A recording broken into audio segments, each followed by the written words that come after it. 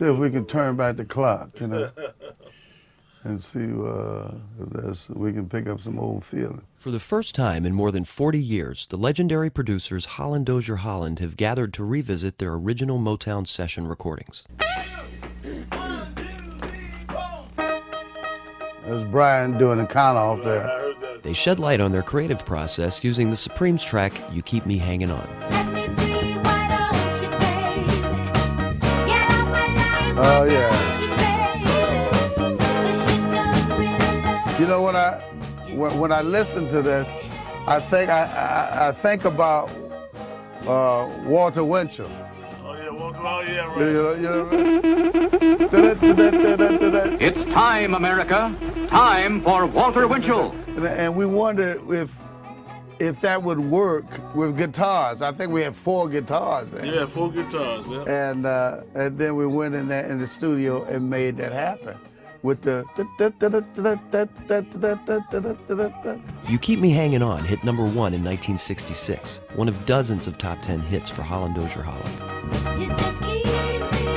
Well, those are some great ideas because we didn't have synthesizers there, so we had to be really on our toes and coming up with innovative stuff. Music is always around you in your life, and you started picking up on sounds and things from cars and trucks and what have you, you know. We were like a factory within a factory, you know.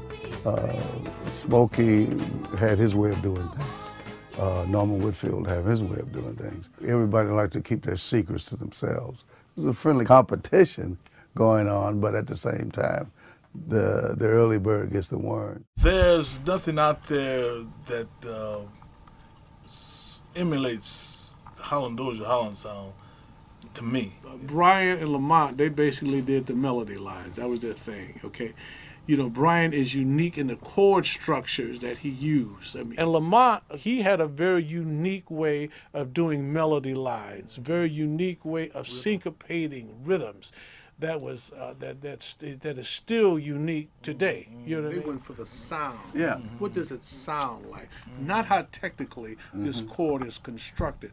What sound does it give you? One thing I learned from Lamont, though, is that the bass line has a whole lot to do with that. You know what I mean? It was just my feel, I guess, that I had for the left hand. My left hand. I couldn't play a lot with my right hand, but my left hand.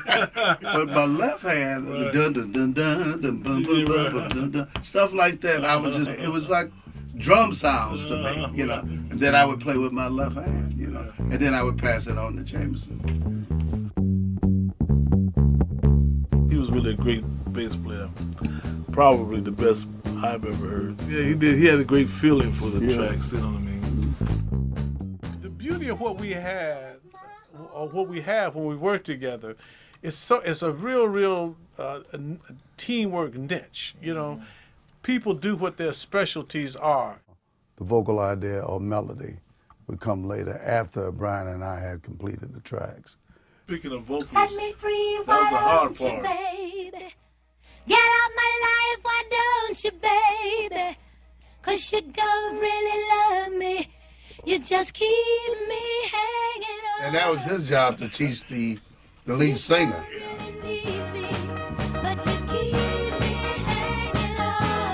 I would just spend time teaching the song and making sure the nuances were there. Didn't have to sing it exactly the way I was doing it, as long as they captured the feeling.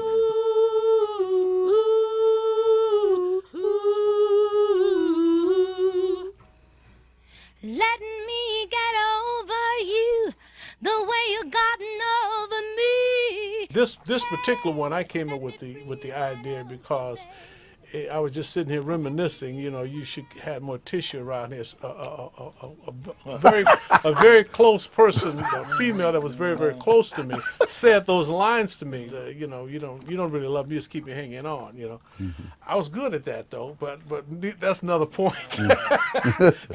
Yeah, you have to know we were choir boys, and that's why we were able to write such sensitive music. You know? By the time they left Motown in 1968, Holland-Dozier-Holland had tallied nearly 40 top 40 hits on Billboard's pop chart, including 10 #1s for the Supremes alone. The team parted ways in the 1970s, but today the three have linked back up for a one-time reunion project, writing music for an upcoming Broadway production of The First Wives Club. It's been phenomenal, and the ride is still going. And I'm hubbing along. It's like being on a wild bronco, but I'm staying on top of it. You don't really need me, so let me be, set me free.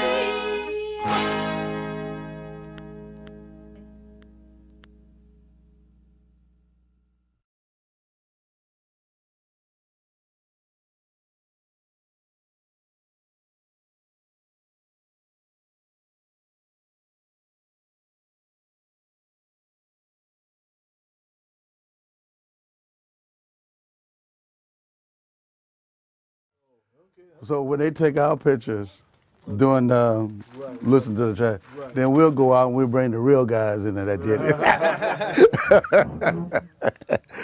No, that's